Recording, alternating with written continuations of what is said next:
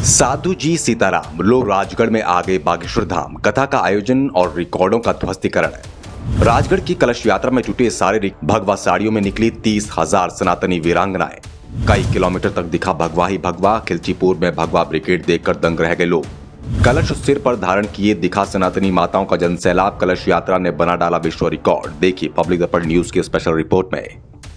राजगढ़ के खिचुलिया में स्टेडियम के अंदर बागेश्वर सरकार की कथा का साजो सामान सज चुका है और पब्लिक दर्पण न्यूज की टीम भी पहुंच चुकी है खिचुलिया, आपको कथा से जुड़ी पल पल की अपडेट से रूबरू कराने। लेकिन कथा से पहले खिचुलिया में जो हुआ वो पहले ना तो किसी ने देखा था और ना ही किसी ने सुना था। कथा से पूर्व ऐसी भव्य कलश यात्रा निकाली गई जो सिर्फ किस्से और कहानियों में ही सुनी जाती थी।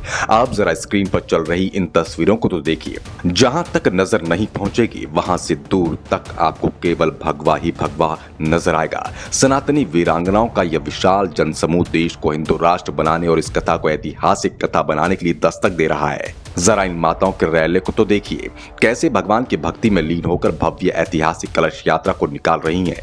ऐसा लग रहा है कि मानो देश हिंदू राष्ट्र बन चुका है।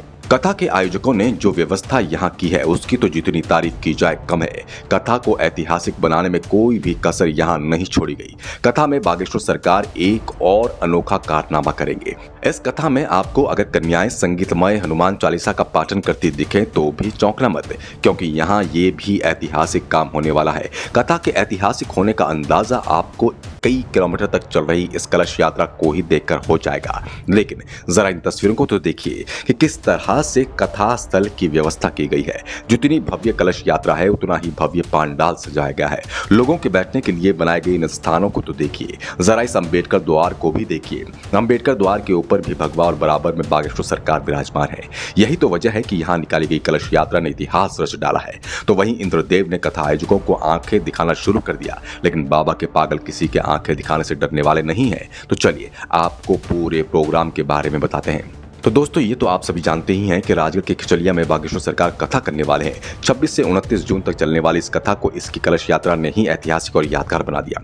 आपको बता दें कि कलश यात्रा में 30,000 सनातनी वीरांगनाओं ने भाग लिया और इस कार्यक्रम के लिए विशेष रूप से 30,000 भगवा साड़ी मंगाई गई थी। सभी माताओं ने इन्हीं भगवा साड़ियों को पहनकर कलश यात्रा निकाली और जब ये भव्य कलश यात्रा निकाली गई तो इन तस्वीरों को देखकर लग रहा था मानो राम राज्य फिर से लौट आया है, मानो देश हिंदू राष्ट्र बन चुका है। क्योंकि जहां तक दिखाई भी नहीं देगा वहां तक केवल भगवा ही भगवा दिखाई दे रहा था। ऐसे में अंदेशा तो ये भी लगाया जा रहा है कि इस कलश यात्रा में विश्व रिकॉर्ड बनाया गया है, क्योंकि शायद ही इससे पहले 30,000 महिलाओं ने भगवा साड़ी पहनकर कलश यात्रा निकाली हो।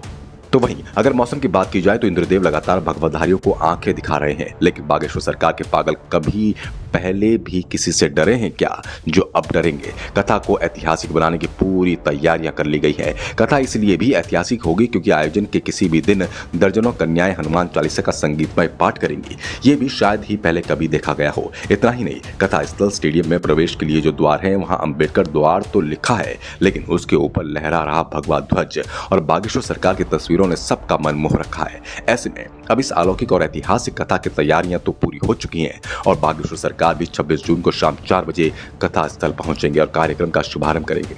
अब आपको क्या लगता है, क्या वाकई में खिचलिया में सारे रिकॉर्ड टूट चुके हैं? आप अपनी राय कमेंट बॉक्स में जरूर लिखें। साथ ही चैनल को सब्सक्राइब कर वीडियो को लाइक और शेयर कर सनातन समर्थन में अपना योगदान अवश्य दें। पब्लिक दर्पण न्यूज के लिए ठाकुर राहुल यादव की रिपोर्ट।